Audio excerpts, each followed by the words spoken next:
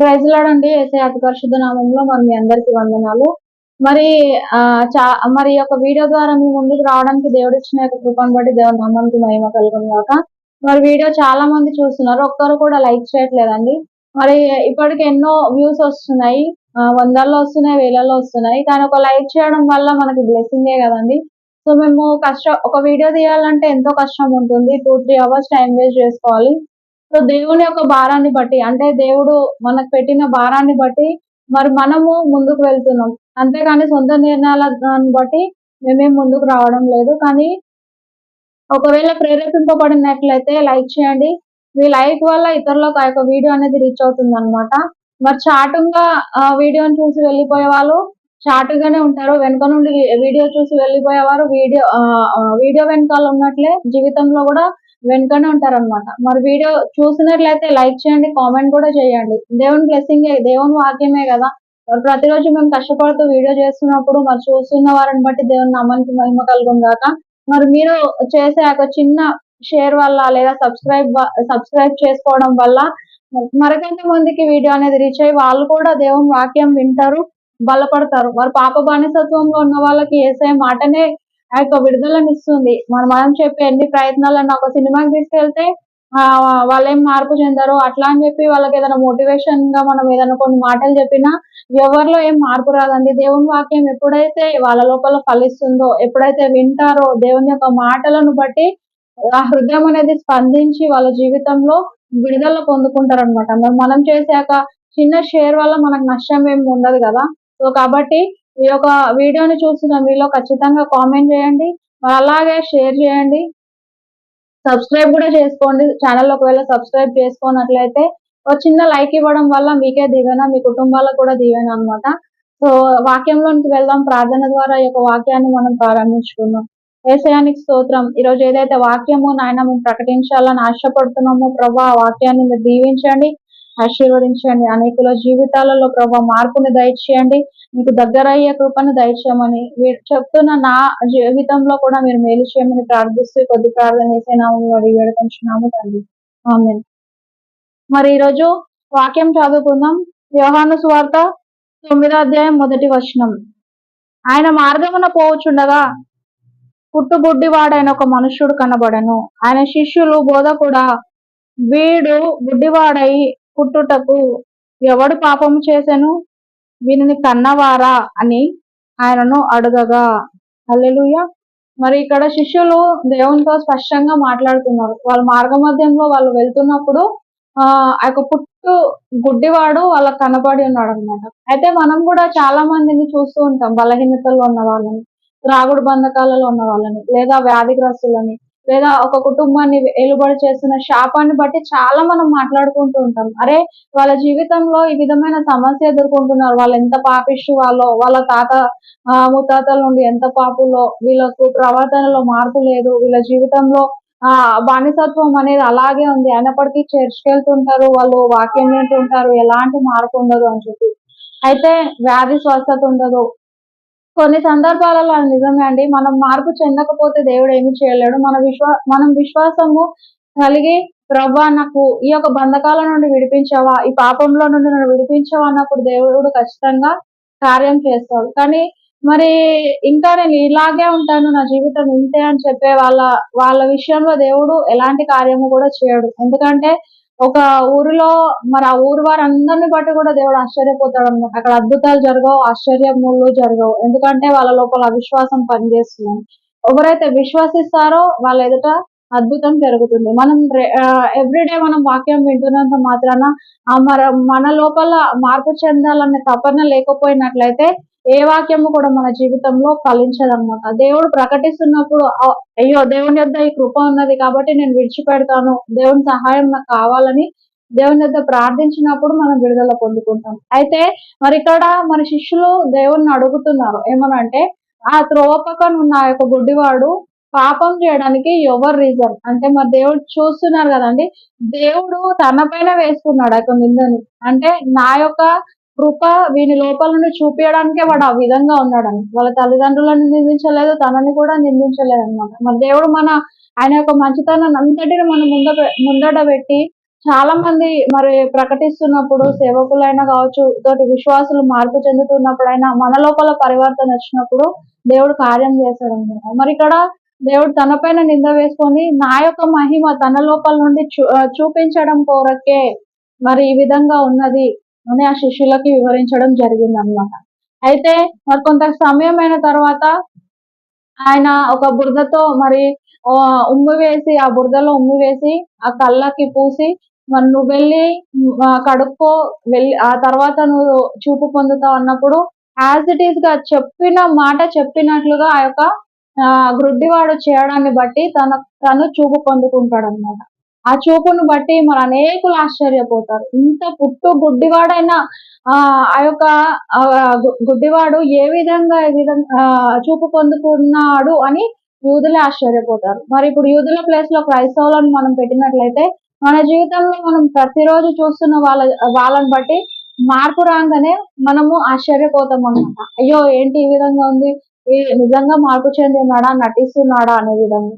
మరి అక్కడ కూడా అదే సేమ్ జరిగిందనమాట. మరి ఆయన చూపు పొందుకోవడాన్ని బట్టి అనేకులు ఆయనను విమర్శించున్నారు. యూదులందరూ అక్కడ ఊరు వాళ్ళందరూ కూడా వచ్చి చూస్తున్నారు. అయ్యో ఇతని లోపల నిజంగానే ఆ యొక్క చూపు అనేది వచ్చిందా, ఇతను పుట్టినప్పటి నుండి గుడ్డివాడే కదా, అసలు ఇతనేనా కాదా వేరొక వ్యక్తి అని చెప్పి వాళ్ళ తల్లిదండ్రుల ఎద్దకు వెళ్ళి ఉన్నారు. వాళ్ళంతా చెక్ చేసుకున్నారు. వాళ్ళంతా క్రాస్ చెకింగ్ చేసుకున్న తర్వాత దెన్ వాళ్ళు రియలైజ్ అయినారు అనమాట. అవును ఇతను ఆ గుడ్డివాడే కానీ చూపు పొందుకున్నాడు అని. కానీ మరలా దేవుని పైన వాళ్ళకి కఠిన మనసు అనేది వచ్చిందనమాట.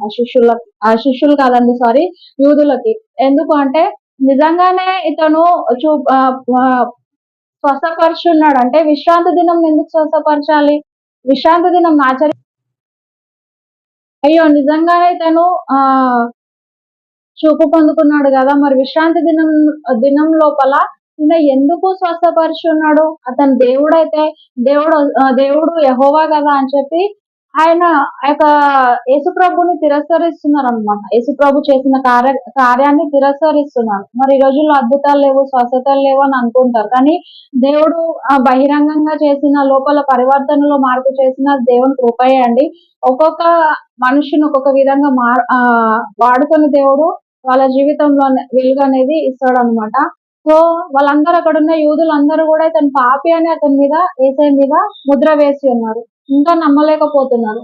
నిజంగా స్వస్థత అనేది ఉంటే మరి సండే రోజు ఎందుకు చేయాలి స్వస్థత, అంటే విశ్రాంతి దినం లోపల ఎందుకు చేయాలి, వేరే రోజుల్లో చేయొచ్చు కదా, అది ఒక వర్క్ కదా అన్నట్లుగా వాళ్ళు ఫీల్ అవుతున్నారు అనమాట. కానీ వాస్తవానికి దేవునికి ఇప్పుడు క్రైస్తవులుగా మనకు ఒక విషయం ఏంటంటే ఎవ్రీడే మనము మన నీతి జీవితం ఫాలో అవుతున్నామా, లేకపోతే సండే నామకార్థంగా మనం చర్చికి వెళ్తున్నామా, లేదంటే ఆ యొక్క సండే మాత్రం బైబిల్ పట్టుకొని అతి పరిశుద్ధుల్లాగా మనము తెల్లని వస్త్రాలు వేసుకొని మరి మనం బహిరంగంగా ఎవరికో క్రైస్తవులుగా కనపడడానికి మనం వెళ్తున్నామా అనేది మనల్ని మనం చెక్ చేసుకోవాల్సిన అవసరం ఎంతైనా ఉన్నదన్నమాట. అయితే మండే టు సాటర్డే మరి వెళ్తాము, ప్రార్థన చేస్తూ ఉంటాము, కానీ మన జీవితంలో ఎలాంటి మార్పు ఉండదు. మార్పు తీసుకురావాలని దేవుడు ప్రయత్నించినా దేవునికి మనం సహకరించాం. మన జీవితాలు అదే విధంగా ఉంటాయి. మరి మనకన్నా బ్యాక్ వచ్చిన వాళ్ళు ఎంతో ముందుకు వెళ్ళిపోతుంటారు. కానీ మనం మాత్రం అదే స్థాయిలో ఉండిపోతూ ఉంటాం అన్నమాట. మరి మన జీవితంలో వెలుగు కావాలంటే మనం ఆచరించవలసింది ఆజ్ఞలు కాదండి. అంటే మనకు ధర్మశాస్త్రంతో పని లేదు. దేవుడు మన కొరకు వచ్చి ఉన్నాడు. ఆయన జీవితాన్ని మన కొరకు త్యాగం చేసి ఉన్నాడు. దేవుణ్ణి నమ్మి మన యొక్క పాప జీవితాన్ని విడిచిపెట్టి మన జీవితంలో ఏదైతే శాపం వెలుబడి చేసిందో, ఏదైతే మనల్ని ఏ శాపం అయితే మన జీవితంలో మనల్ని ముందుకు వెళ్లకుండా చేస్తుందో అవన్నిటిని మనం మార్చుకున్నట్లయితే దేవుని వెలుగు మనము ఖచ్చితంగా చూస్తాం. మన స్థాయికి తగ్గట్టు మనం చూస్తాం. ఒక రోజులోనే మనము ఈ ఫస్ట్ స్టెప్ నుండి ఆకాశానికి అందంత ఎత్తుకు వెళ్ళాలని దేవుని మనం శోధించనవసరం కూడా లేదనమాట. ఎందుకంటే మన స్థాయికి తగ్గట్టు డే బై డే దేవుడు యొక్క బ్లెస్సింగ్ ని మన కొరకు సిద్ధపరుస్తూ ఉంటాడు.